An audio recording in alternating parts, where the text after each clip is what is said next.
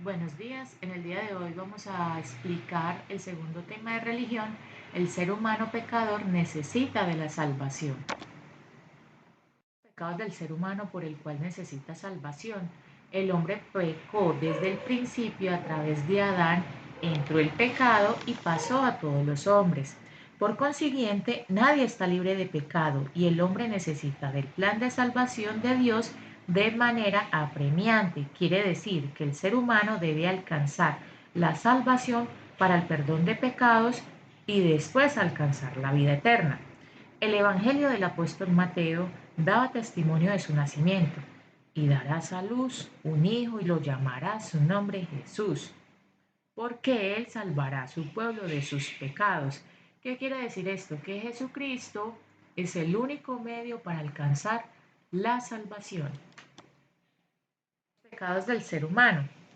Ahora bien, pero ¿cuáles son esos pecados del ser humano? Se habla de 7 pecados capitales. ¿Por qué se dice 7 pecados capitales? Porque estos pecados pueden recaer otros pecados. La Biblia nos da un listado de los pecados y nos invita a vencerlos. Pero ¿qué quiere decir cada pecado? ¿Qué significa? Empezamos con el orgullo. Amor propio. Busca la atención y honor. Pero ¿qué nos advierte este pecado?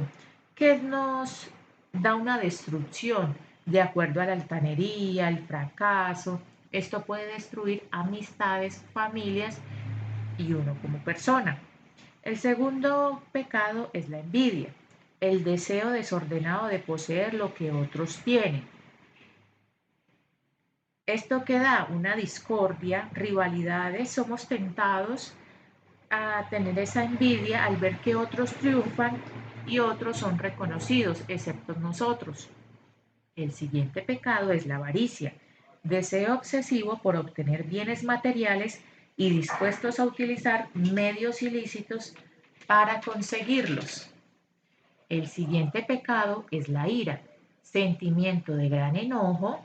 Esto nos conlleva a comportamientos de forma cruel y violenta. Muchas veces nubla nuestra razón, nuestra manera de pensar. El siguiente pecado es la lujuria, deseo desmedido de los placeres carnales. Busca satisfacer el deseo sexual de forma impulsiva y desordenada. La gula, apetito descontrolado por la comida y bebida. Y la pereza, descuido de los deberes que tiene consigo mismo, con los demás y con Dios. La condición en la que ha vivido el hombre es: llena está su boca de maldición, de engaños y fraude. Debajo de su lengua hay blasfemia y maldad. Salmo 10, versículo 7. Mediante la fe en Cristo que se alcanza la salvación para el perdón de los pecados. Debemos entender que Dios quiere una conversión, un cambio verdadero en nuestras vidas que manifiesten obras de arrepentimiento, no tan solo de un momento. Es decir, la salvación para el perdón de los pecados es Cristo. Es gratuita. Toda persona la puede alcanzar por el acto de creer en Dios. Debe de ser un estado permanente de cambio en la vida de las personas y luego se puede manifestar mediante la fe y sus obras de caridad.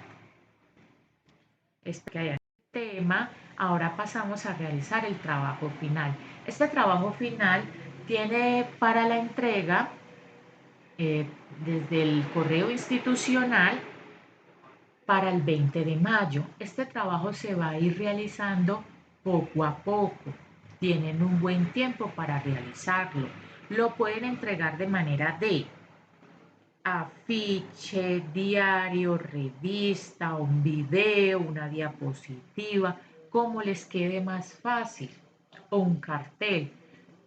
Tiene todo este tiempo para poder pensar cómo me va a entregar ese trabajo final y cómo se va a hacer.